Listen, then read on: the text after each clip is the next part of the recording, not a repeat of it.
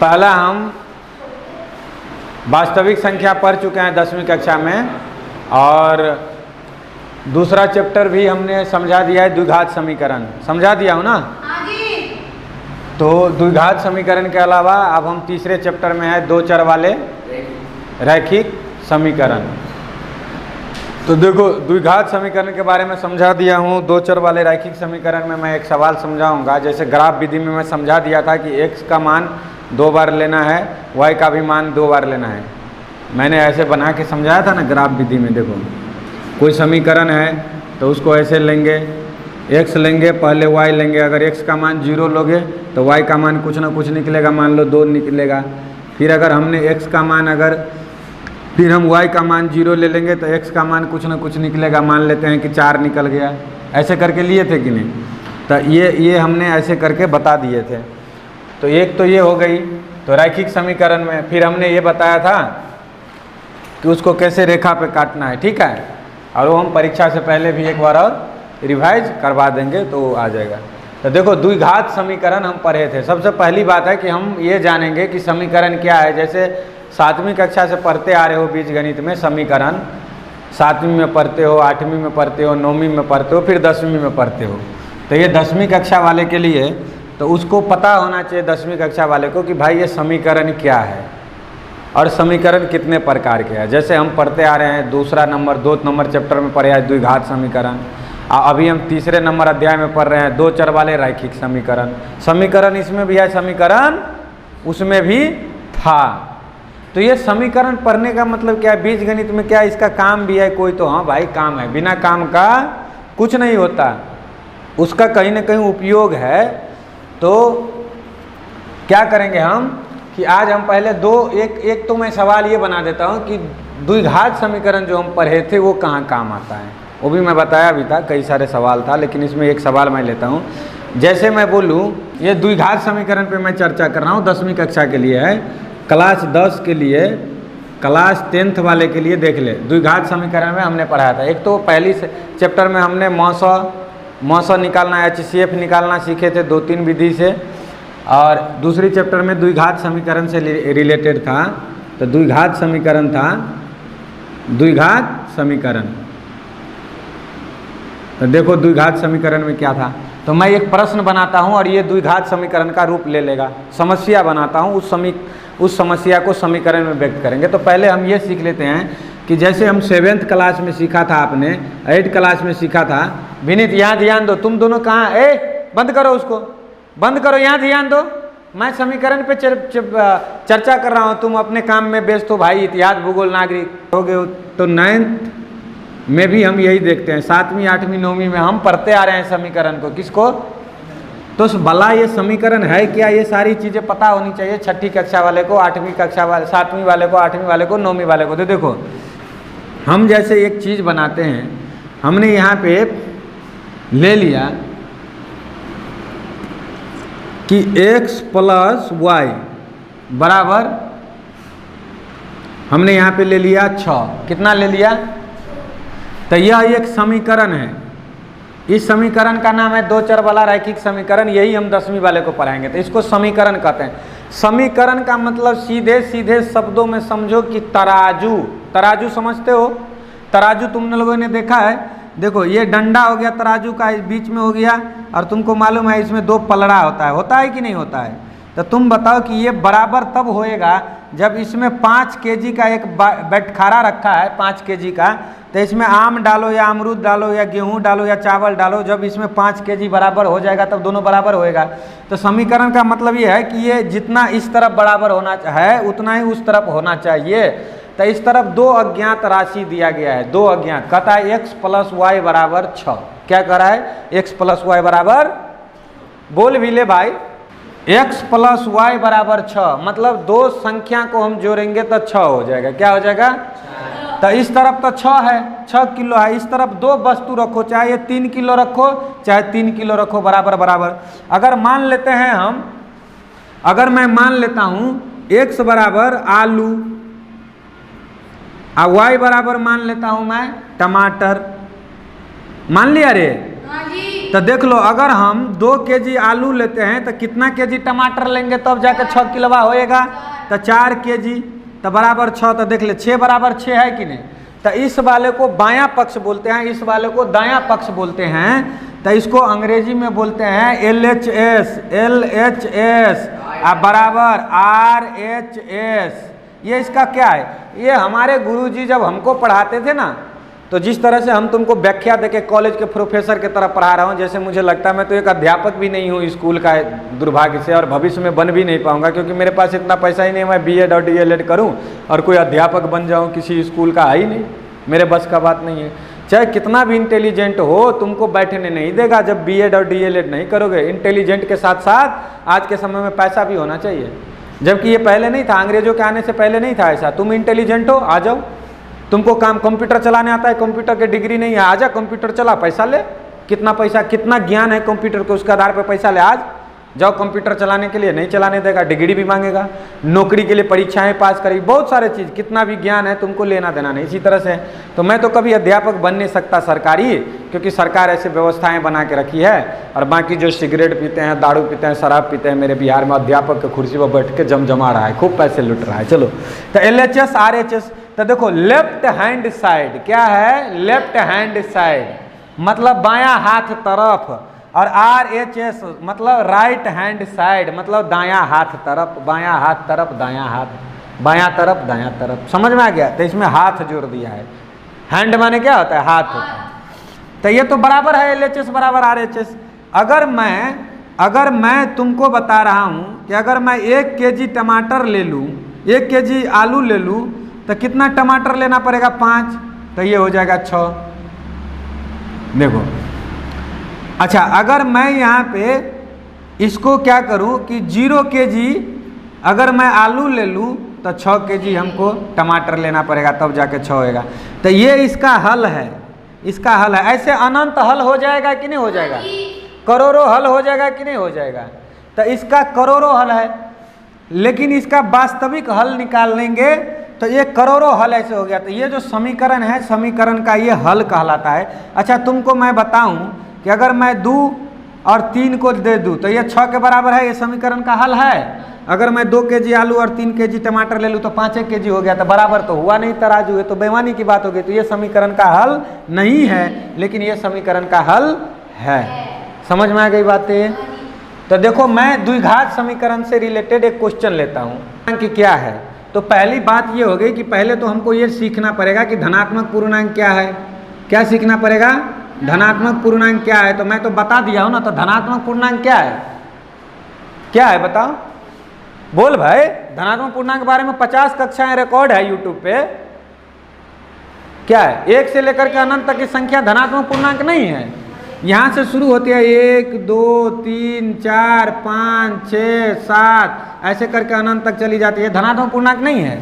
तो दिमाग नहीं काम करता, क्योंकि वो पढ़ाया नहीं। इस बात से मैं भी सहमत हूँ, लेकिन मैं पढ़ा रहा हूँ फिर भी मेरे ऊपर में रिकॉर्डेड वीडियो कक्षा में भी झूठ बोलेगा। तो 1 से लेकर अनंत तक जाने वाली संख्या क्या है?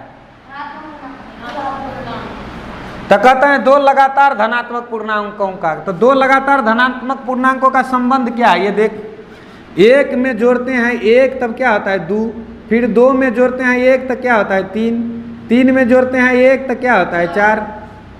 संबंध देख रहा है।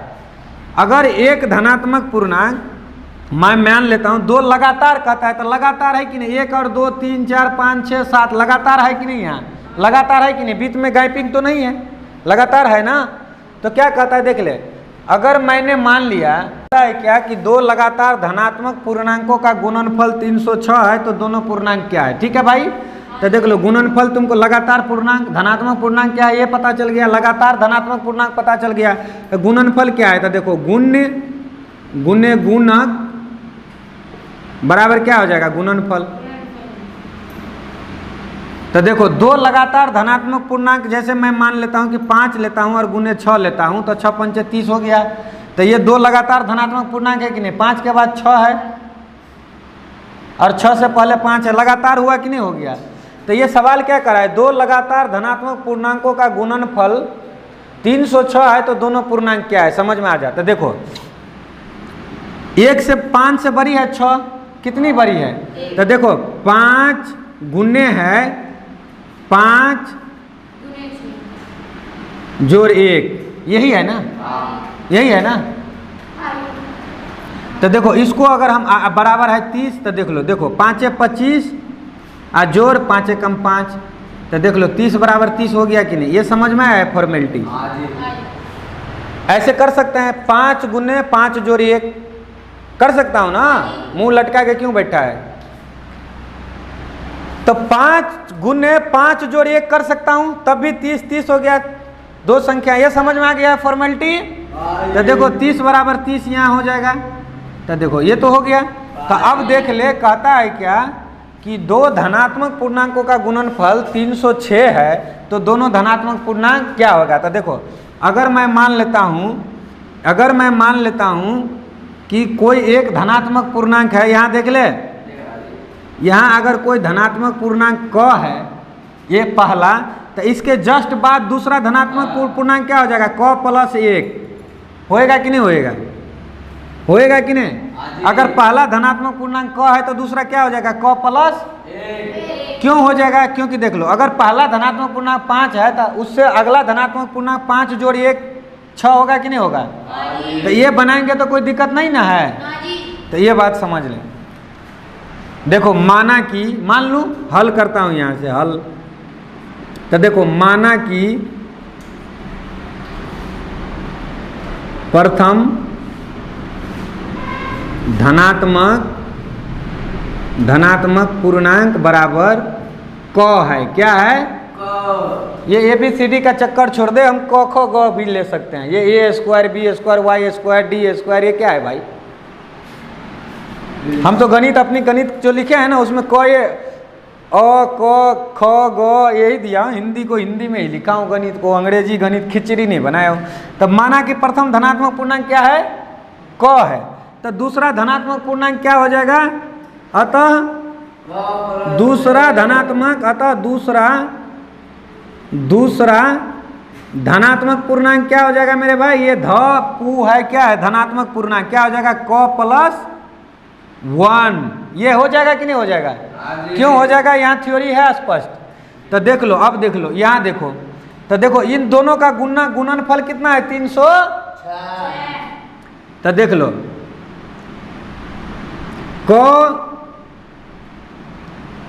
को गुना करते हैं क प्लस 1 से, मतलब इन दोनों को गुना करते हैं तो 306 होता है। कितना होता है? 306। तो 306 होता है। तो देख ले भाई, क को क से गुना करेंगे तो क स्क्वायर, और 1 को और क को गुना करेंगे तो कितना हो जाएगा? क। 1 को क से गुना करेंगे, किसी को गुना करोगे, देखो क को गुना कर रहा हूँ, क गुने 1, तो 1 को किसी से गुना करोगे तो वही संख्या होगा। क्यों? क्योंकि 2 गुना 1 करता हूँ तो 2 होता है, तो क गुना 1 क नहीं होगा। भाई बुद्धि थोड़ा एक्स्ट्रा चलाया कर। गणित इसीलिए कहा जाता है कि गणित पढ़ने से दिमाग की नसें खुल जाती है। नस खोला कर, और वो पढ़ने से दिमाग की नस नहीं खुलने वाली, वो दिमाग बंद ही हो जाएगा। क्यों? क्योंकि न तो समुद्रगुप्त को पढ़ाया जाता है, न तो चंद्रगुप्त को पढ़ाया जाता है, न तो विक्रमादित्य को पढ़ाया जाता है, न तो चाणक्य को पढ़ाया जाता है। किसी को पढ़ाया नहीं जाता है। पढ़ाया उसको जाता है जिसका कोई काम ही नहीं है, जिसको बुद्धि विवेक ही नहीं। यूरोप वाले को भारत में यूरोप वाला क्या करेगा? झक मारेगा इतने बड़े बड़े, तो उसको पढ़ के क्या करेगा भाई? तो देख लो, ये समझ में आ गया। क स्क्वायर प्लस क बराबर कितना? 306। ये हो गया द्विघात समीकरण। द्विघात है कि नहीं? क के घात 2 है कि नहीं? द्विघात हो गया। 3 त्रिघात। देखो ये क्या है? 2 के पावर में 2, तो 2 का घात कितना है? 2 है। 2 के पावर में 3, इसका मतलब क्या? इसका मतलब हुआ 2 गुने 2 मतलब 4। इसका मतलब क्या हो गया? 2 गुने 2 गुने 2 मतलब क्या? 2 दूना 4 दूना 8। 6 कैसे हो गया? 2 दूना 4 और 4 दूना 8। 2 के घात 3 हो गया, 2 के घात 2 है। यहाँ क के घात कितना है? तो द्विघात समीकरण ये हो गया। क्या हो गया? द्विघात समीकरण। अब तू बड़ा आंसर देता था गजेंद्र, तुम 7वीं कक्षा से पास करके 8वीं कक्षा में आए हो। 10वीं का सवाल है और 10वीं कक्षा वाले को मैं पढ़ा रहा हूँ, और तुम बोलते हो हाँ जी ये हो जाएगा, ये हो जाएगा, इतना को गुना करेंगे। मैंने जोर था तो तुमने बड़ा इजी बेस से करोड़ों निकाल लिया। अब निकाल के दिखा। तो वो दोनों लगातार संख्या क्या है, सिद्ध भी करेंगे गुना करके। तो ये समीकरण बन गया भाई। अच्छा मैं इसको मिटा दूं अब। ये क स्क्वायर जोड़ क बराबर 306 कैसे बना, समझ में आ गया।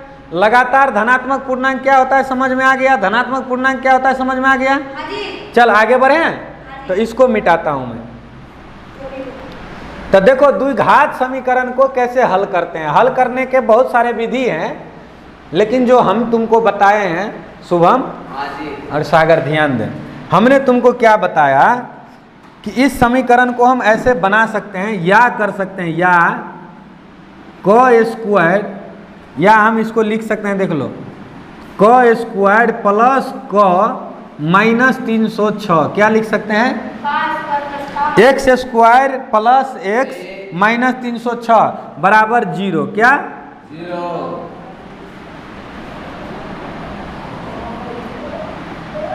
हमने क्या कहा था कि ये दो ऐसे पद को, इसको ऐसे तोड़ो, क्या करो, तोड़ो मतलब बीच में से अलग करो, बीच में से अलग करो, और उसको अगर हम क्या करें, गुना करें तो 306 हो जाए, और जोड़े तो क हो जाए।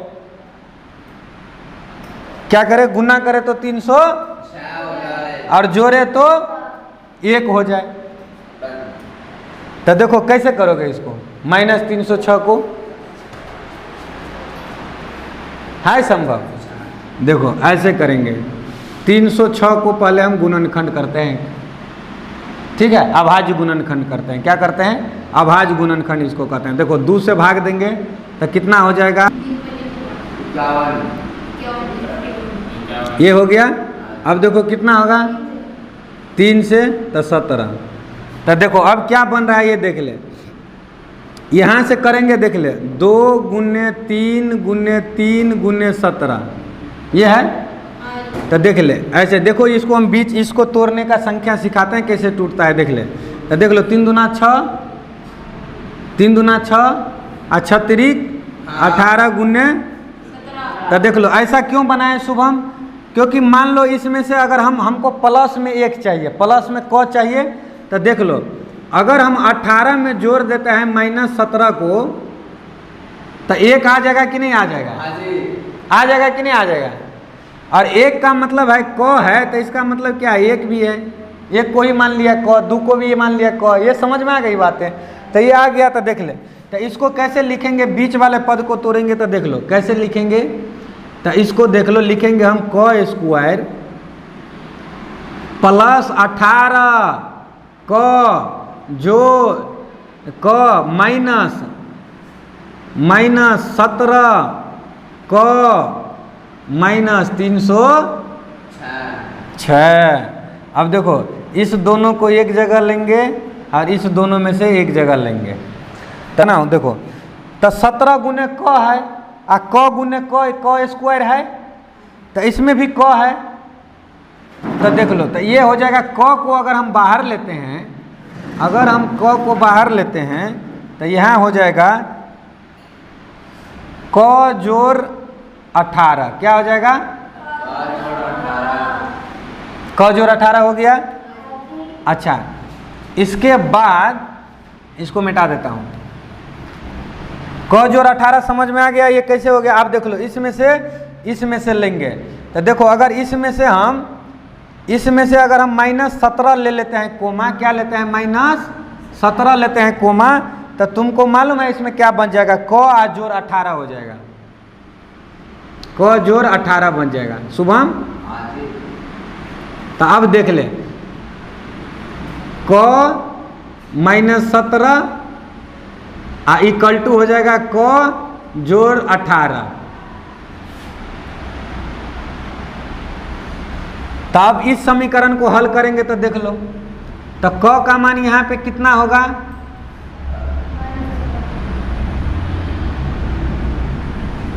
क माइनस 17 बराबर 0, तो क बराबर कितना हो जाएगा, 17 हो जाएगा। और उधर अगर जाएगा तो देख लो, वो इसको ये तो एक क निकल गया 17, क कितना निकल गया, तो क हमें 17 निकल गया। तो 17 में 1 जोड़ देंगे, क्या माना था कि माना कि प्रथम धनात्मक संख्या क है, तो क कितना निकल गया, 17, तो 17 जोड़ 1 तो 17 और 18 को गुना करके दे, अतः दोनों संख्या क्या हो जाएगा, अतः दोनों लगातार धनात्मक पूर्णांक क्या हो जाएगा, धनात्मक पूर्णांक क्या हो जाएगा 17 और 18। तो 17 को 18 से गुना कर दे मेरे भाई, अगर 306 नहीं हुआ तो तुम मुझे जो कह दे। हो गया कि नहीं हो गया? अच्छा, ये हल हो गया कि नहीं हो गया? ये बीच वाले पद को कैसे तोड़ेंगे ये भी समझ में आ गया कि नहीं आ गया? एकदम इजी बेस में समझ लिया। सो क्यों रहे, रात में नहीं सोया था? सुबह बात समझ में आई? तो देखो, प्राकृतिक संख्या धनात्मक पूर्णांक को 10वीं कक्षा में कैसे, भाई मेरा इतना एक्सपीरियंस है कि मैं 400 बच्चों को कोचिंग पढ़ाया हूँ, मैं देखा हूँ कि इतना है, और मैं भी अपने जीवन में देखा हूँ कि गणित में मुझे धनात्मक पूर्णांक मालूम नहीं, ऋणात्मक मालूम नहीं, और गणित का अध्यापक डबल MA करके रखा है, ये फलना बाबू चिलना बाबू गणित वाले हमारे सब साथी कर रहा है, और भाई समझ रहा हूँ कुछ नहीं, ना ये समझ रहा हूँ ना बी, क्योंकि सवाल को तोड़ करके समझाने में घंटों लग जाती है, एक सवाल सिखाने में पढ़ाने में तो भाई पूरी गणित पढ़ा दो 1 महीना में पढ़ा दूंगा मैं, क्योंकि मैं 90 दिन में पहली से 10वीं कक्षा खत्म करने का एक किताब लिख चुका हूँ, 360 पेज की पुस्तक। तो कहने का मतलब ये समझ में आ गया, ऐसे निकालेंगे। अब तुम ये द्विघात समीकरण सीख लिया, हम अभी चर्चा कर रहे थे 2 चर वाले रैखिक समीकरण पर। किस पर? 2 चर वाले रैखिक समीकरण पर। ये समझ में आ गया द्विघात समीकरण, ऐसे मैं समझा चुका हूँ द्विघात समीकरण का पद तोड़ के, लेकिन इसको ऐसे तोड़ करके बना लेना। समझ में आ गई बातें? चलो अब चलो ये इधर ध्यान दो। तो 2 चर वाले रैखिक समीकरण क्या है? नमस्ते जी और बढ़िया हो? बस मैं कक्षा से बाहर आता हूँ फिर मिलता हूँ। तो 2 चर वाले रैखिक समीकरण कितने वाले? तो चर और अचर मैं समझा दिया हूँ। चर क्या है? चर क्या है? जिसका मान बदलता है, और अचर क्या है? जिसका मान नहीं बदलता है। जैसे 1 से लेकर के 1, 2, 3 से लेकर के अनंत तक अचर है, -1, -2 से लेकर अनंत तक अचर है, 0 अचर है। समझ में आ गया? ये सब अचर है। लेकिन अ से लेके ज्ञ तक क्या है? अ से लेके ज्ञ तक क्या है? ज्ञ तक क्या है? ये है चर। क्या है? चर। श्री क्या है? स्र क्या है? चर है। र क्या है? चर है। ठिट्टा क्या है? चर है। बिट्टा क्या है? चर है। ये कुछ भी मान लेंगे तो वो सब चर है। समझ में आ गया? जैसे हमने मान लिया कि क जोड़ क + 1, तो क जो है वो चर है। क्या है?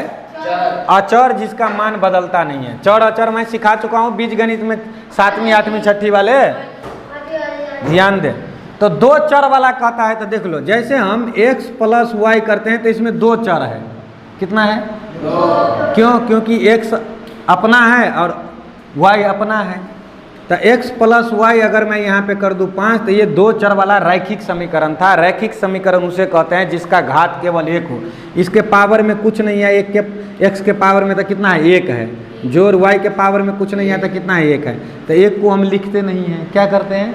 लिखते नहीं है। ये 2 अलग अलग चर है, x है y है।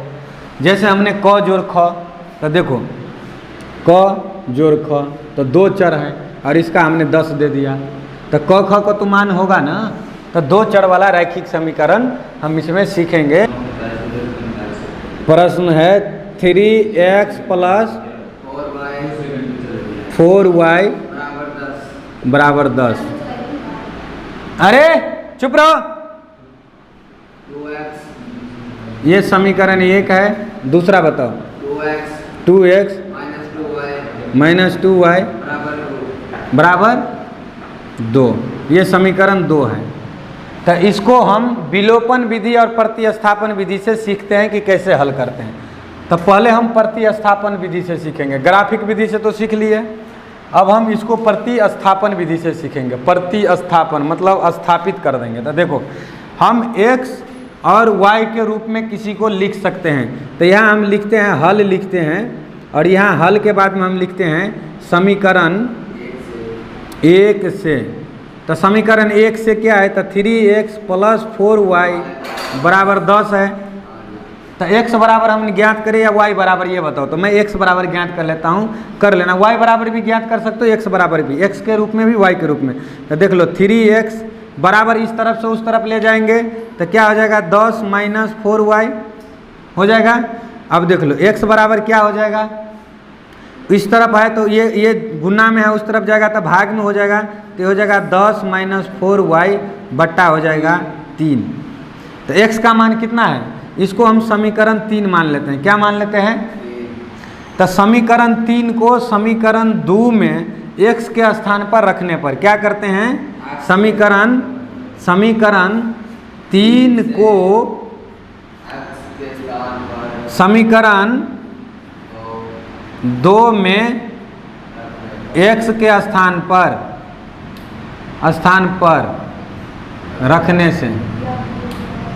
रखने पर कर दे, से कर दे, कुछ भी कर दे, चल। तो समीकरण 2 में हम x के स्थान पर रखेंगे, तो समीकरण 2 हमारा कितना है देख ले, तो 2 गुना में हो जाएगा, क्या हो जाएगा, इसको रखेंगे तो 10 - 4y बट्टा 3 -2y बराबर 2 हो जाएगा। समझ में आ रही है? यहाँ देखो बोर्ड पे देखो। अब इसको बट्टा में तुम बना लो, अगर कुछ नहीं है तो 2 को 2 बट्टा 1 लिख लो। तो देखो 2 से गुना करेंगे 10 को, तो कितना हो जाएगा, 20 हो जाएगा। माइनस है तो माइनस लगा दो, 4 दूना 8y। अच्छा, इसके बाद 3 को 1 से गुना करेंगे तो कितना हो जाएगा, 3 माइनस हो जाएगा 2y बट्टा में कुछ नहीं है 1 लगा दे, अब बराबर हो गया 2 बट्टा में कुछ नहीं है 1 लगा दे। समझ में आ गया? ये हम लगाना सिखाए थे ना रे भिन्न में, परिमेय संख्या में, सभी परिमेय संख्याएं पी वाई, तो 2 को परिमेय संख्या में लिख, पी वाई क्यू के रूप में लिखना है, 2 बट्टा 1 लिख दे। ये समझाया था कि नहीं समझाया था? तो देख लो, इसको मैं करूं तो इसको देखो यहाँ करता हूँ, देखो 3 का और 1 का लॉसक करेंगे तो कितना होएगा, 3 होएगा, 3 होएगा कि नहीं होएगा? अच्छा, अब देख लो 3 से भाग देंगे उसमें तो 1 होएगा, तो 1 को 20 से गुना करेंगे तो कितना होएगा, 20। देखो एकदम तोड़ के समझा रहा हूँ बच्चे के तरह, माइनस हो जाएगा 8y। समझ में आ गई बातें? अब देख लो माइनस का चिन्ह है बीच में, तो माइनस का चिन्ह लगा दें। अब 1 से भाग देंगे 3 में तो 3 हो जाएगा, और 2 को गुना करेंगे तो माइनस हो जाएगा, 3 दूना 6y बराबर कितना हो जाएगा, 2 बट्टा 1। अब क्रॉस मल्टीप्लाई करेंगे तो 1 से गुना करेंगे 20 को, तो यह हो जाएगा 20 - 8y - 6y, सभी को गुना कर दिए 1 से, बराबर हो जाएगा 6। कितना हो जाएगा, 6।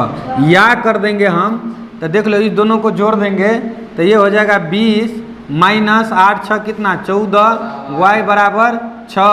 अब देख लो या 20 को उस तरफ ले जाएंगे तो -14y बराबर हो जाएगा 6 - 20, तो या कर देंगे तो -14y बराबर हो जाएगा -14। समझ में आ गई? या कर देंगे तो माइनस से माइनस कट गया, तो y बराबर हो गया 14 बट्टा 14, तो बराबर 14 बट्टा 14 बराबर कितना हुआ, 1 हो गया। तो y का मान कितना निकल गया, y बराबर कितना निकल गया, 1 निकल गया। 14 कैसे निकला, y बराबर 14 बट्टा 14 निकला, तो 1 निकल गया। अब हम समीकरण 3 में क्या करेंगे, समीकरण 3 में y बराबर 1 रखने पर क्या करेंगे, समीकरण 3 में y बराबर 1 रख देंगे। समझ में आ रही है? तो समीकरण 3 में हम y बराबर 1 रख देंगे, तो देख लो x बराबर कितना है, 10 - 4 गुने 1 हो जाएगा, और बट्टा हो जाएगा 3, तो x बराबर कितना हो जाएगा बता, 10 - 4 बट्टा 3, तो कितना हो गया रे, 6 बट्टा 3, तो कितना हो गया, 3 × 3 3 दूना 6। अतः x बराबर 2 और y बराबर 1, y बराबर 1। समीकरण का हल निकल गया कि नहीं निकल गया? इसको कौन सा विधि कहते हैं, प्रतिस्थापन विधि। प्रतिस्थापन विधि, ये 10वीं कक्षा के चैप्टर नंबर 3 जो हम अध्याय 3 पढ़ेंगे तो उसमें प्रतिस्थापन विधि, ग्राफिक विधि हमने देख लिया, अब हम प्रतिस्थापन विधि से देख लिए। इसको कौन सा विधि कहते हैं, प्रतिस्थापन। अब हम एक और विधि से हल करें, विलोपन विधि। इसके बाद में वज्र गुणन विधि से हल करेंगे। तो वो विलोपन विधि से एक हल करता हूँ, फिर हमारा समय भी हो गया है, ज़्यादा समय हमने ले। ये बात समझ में आई? अगर ये बात ना समझ में आए तो बार बार इसी वीडियो को देखते रहना, 2 बार 3 बार में समझ में आ जाएगा। मैंने अरे बच्चे की तरह हमने सिखाया है, ये तो दूसरी तीसरी ये 6ठी 7वीं 8वीं कक्षा से पढ़ते आ रहे हो, ये बच्चे की तरह 10वीं वाले को नहीं सिखाया जाता है, इतना समय लग जाता है हमें सिखाने में। एक एक चीज़ को भाई बट्टा में कैसे हुआ, गुन्ना कैसे हुआ, क्रॉस मल्टीप्लाई कैसे, अरे टीचर का काम है। 10वीं में हमारा टीचर इतना थोड़ी तोड़ के समझाता था, एक ही बार गुन्ना भाग कर दिया, भाई पता नहीं चला कि ये कहाँ से आ गया। 14/14 सीधे, ये बीच वाला सारा क्रिया संक्रियाएं, बीच के क्रियाओं को लुप्त कर देता था, उतना तोड़ के नहीं पढ़ाता था जितना मैं तोड़ के तुमको पढ़ा रहा हूँ। तो प्रतिस्थापन विधि से 2 चर वाले रैखिक समीकरण, ये 2 चर वाले रैखिक समीकरण है, इसका हल हमने देखा। अब हम विलोपन विधि से देखेंगे। किस विधि से? विलोपन विधि। विलोपन विधि से एकदम ये भी आसान है, ये भी आसान था प्रतिस्थापन विधि और वो भी आसान है। तो विलोपन विधि से क्या है वो देख ले भाई। x के गुणांक को, x के पीछे में जो संख्या है उसको x का गुणांक कहते हैं। मान लेते हैं x प्लस y है, तो यहाँ x और y का गुणांक कितना है? x, 1 को x से गुना करेंगे या जोड़ 1 को गुना करेंगे y से, तभी बात बराबरे हो जाएगा, तो x प्लस y हो जाएगा। समझ में आ गया? तो x का गुणांक नहीं कुछ है तब भी इसके पीछे में कितना है? 1। y का गुणांक क्या है? 1, लेकिन अगर पीछे में है तो है। समझ में आ गई? तो देखो x के गुणांक से समीकरण 1 को गुना करेंगे, तो x का गुणांक 2 है, और गुना करेंगे x के गुणांक से गुना करेंगे 1 के x के गुणांक से गुना करेंगे 2 को, तो 3 हो जाएगा, और 2 के x के गुणांक से हमने उसको कर दिया। समझ में आ गई बात? ये तो समझ में आ गया। यहाँ से उठा करके इसको कर दे, यहाँ से उठा करके इसको कर दे। अब देख लो गुना करेंगे तो देख लो, सभी को गुना कर देंगे तो देख लो, तो समीकरण कैसा बन जाएगा देख लो। 3 दूना 6x जोड़ 4 दूना 8y बराबर 10 दूना 20। समझ में आ गया? एक में से दूसरे घटा लेंगे। यहाँ देख शुभम, 3 दूना 6x माइनस है तो माइनस 3 दूना 6y बराबर 3 दूना 6। ये समझ में आया? अब इसको हम घटा लेते हैं, विलोप कर देते हैं। क्या करते हैं? तो देख लो यहाँ जोड़ का चिन्ह है तो यहाँ हम माइनस कर देते हैं, यहाँ माइनस का चिन्ह है तो यहाँ प्लस कर देते हैं, यहाँ जोड़ का है कुछ नहीं है तो यहाँ हम माइनस कर देते हैं। समझ में आ गई बातें? तो देख लो x धनात्मक और ऋणात्मक है, कट गया। अब देख लो ये धनात्मक है तो कितना हो गया? 8 6 14y बराबर कितना हो गया? 20 में से 6 गया तो 14 हो गया। तो देख लो y बराबर कितना हो जाएगा? 14/14, तो बराबर 1 हो गया कि नहीं? y बराबर कितना हो गया? 1। अब क्या करेंगे? समीकरण 1 में या 2 में कहीं भी y का मान इनपुट कर देंगे। देख लो, तो यहाँ लिख देंगे समीकरण 2 में y बराबर समीकरण 2 में y बराबर 1 रखने पर क्या करेंगे? समीकरण 2 में y बराबर क्या करेंगे? 1 रख देंगे। तो देख लो x का मान निकल जाएगा। तो समीकरण 2 क्या है? 2x माइनस 2 गुने 1 बराबर 2 है ना रे शुभम? तो देख लो 2x बराबर माइनस 2 बराबर 2 हो गया। तो देख लो 2x बराबर कितना हो गया? देखो उस तरफ चला जाएगा तो 2 + 2 हो गया, तो 2x बराबर कितना हो गया? 4 हो गया। तो x बराबर कितना हो गया? 4/2 हो गया, तो बराबर 2 हो गया कि नहीं? अतः समीकरण का हल क्या हो गया? x बराबर 2 और y बराबर क्या? ये विलोपन विधि था। कौन था विधि था? विलोपन विधि था।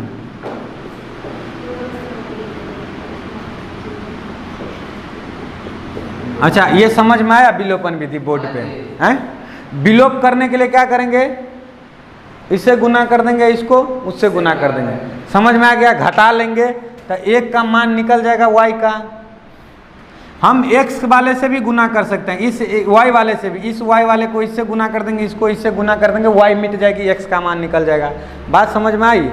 मतलब 10वीं का गणित तुमको कठिन इसलिए लगता है कि तुम्हारा अध्यापक ने तुमको न तो मैं क्या बताऊं तुमको, ना तो पहली का सही से पढ़ाया, ना दूसरी का पढ़ाया, ना तीसरी का पढ़ाया, ना चौथी का पढ़ाया, ना पाँचवीं, ना छठी, ना सातवीं, ना आठवीं, ना नौवीं, सीधे 10वीं में टपक के मेरा दिमाग खा रहे हो। या तुम्हारा अध्यापक तुमको पढ़ाया तो तुमने नहीं ध्यान दिया, केवल अध्यापकों की गलती नहीं है। अब मैं पढ़ाने वाला अध्यापक यहाँ झक मार रहा हूँ 1 साल से, और कोई बच्चा गणित का ABCD नहीं सीखा, मैं क्या करूँ? मैं तोड़ तोड़ के एक धनात्मक पूर्णांक को क्या रे 1000 बार से ज़्यादा बार बता चुका हूँ ना।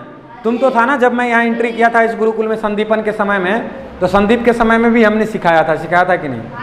मैं सबसे पहले फंडामेंटल बेस की बात कर रहा हूँ। जब नींव नहीं रहेगा, आधार नहीं रहेगा, तुम्हारा फंडामेंटल बेस मजबूत नहीं रहेगा, तुम गणित में सुपरस्टार नहीं, सुपर जीरो भी नहीं ला सकते हो, ऋणात्मक ही जाओगे, कर्ज में ही रहोगे। अगर ऋणात्मक मार्किंग कर देना तो तुम माइनस में अंक प्राप्त कर लोगे, 60-70। ऋणात्मक अंक मालूम है तुम्हें कि तुमको 2 सवाल देंगे, एक सवाल सही किया था ठीक है इतना नंबर, अगर एक सवाल गलत किया था इतना नंबर काट लेंगे, तो माइनस हो गया। समझ में आ गई बातें? तो गलती केवल अध्यापकों की नहीं है, लेकिन भारतवर्ष में 100 अध्यापक में से 80 अध्यापक भी वैसे ही है, और 100 बच्चे में से 90 बच्चे भी वैसे ही है जो पढ़ने वाले नहीं हैं। अब 5-10 की क्या औकात भाई 100 में? अगर कोई नेता को 100 वोट गलत को मिल जाए, 10 वोट सही को मिले, सही आदमी बन सकता है, कुर्सी पे बैठ सकता है ना? तो ये बात है कि न तो सही विद्यार्थियों की संख्या अधिक है पढ़ने वालों की, न तो पढ़ाने वालों की संख्या अधिक है, ये मेल नहीं खाता है। आज की कक्षा यहीं समाप्त करें।